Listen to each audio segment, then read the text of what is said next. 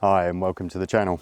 Today I wanted to talk about base plate compasses, why we've got them, why we use them, why they're named base plate compasses, and what all the features are on a base plate compass. Now, base plate compasses all come in different shapes and sizes and colours. I think I've got 4 here just for demonstration purposes. But what I want to do is just show you, I mean, these all come with different features.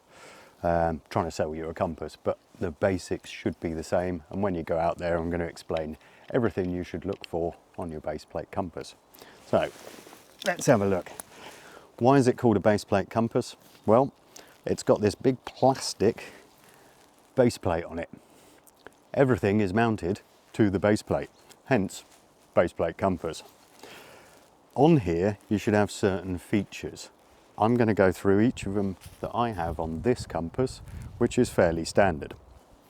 So, firstly, we have a direction of travel arrow. In front of the direction of travel arrow, we have a luminous extension arrow. This is so that you can find your way in the dark and know which direction you had to go in. Next to these are Roma scales. The Roma scales are in 1 to 25,000, 1 to 50,000, and these help you when you've got those specific sizes of maps to measure very quickly the distance from where you are to where you need to go, and to measure your grid references. Along the side, we have an imperial measure or an imperial ruler. This is for us British and American people who still use inches. Whereas I am joking about that, of course, you know, it's just an imperial ruler. Behind, at the back edge of the compass, the base plate compass, is a lanyard attachment point. What I do with the other end of the lanyard attachment is I actually sew it to the pocket on my waist belt of my backpack, so that I know I can never, ever lose my compass. On the opposite side to the imperial ruler is a metric ruler. This is just in centimetres and millimetres, make it easy just to measure distances on your maps. Around the base plate are 3 circles. These 3 circles are called risers. They usually have a extended bit of plastic that points out on the bottom. What this does is stops your compass from sliding all over your map, and also stops you from scratching the bottom of your base plate compass. In front of this is a magnifying glass, and on most maps there's a lot of detail they've tried to contain on those maps, so having a magnifying glass helps you just zoom in and have a look. Behind the magnifying glass and to the side of the riser is a point of interest circle. This is for drawing circles on your map of where your start point is, where your end point is, or a point of interest. In the army, specifically, we were never allowed to draw on maps. In fact, we were never allowed to point with our fingers on maps. What could happen was the enemy would capture you, they'd look at your map, they'd see all these circles around your start point and know exactly where you camped, and know exactly where your friends are. But when we're going hiking with our buddies, when we've got maps and we draw a little circle on our start and end points, and we point out points of interest to them, it's quite helpful just to draw a nice little circle around them. To the sides of the compass are usually 2 lines. These are parallax lines, and that is to do with how our vision works. So we have our direction of travel arrows and lines, and we also have these parallax lines.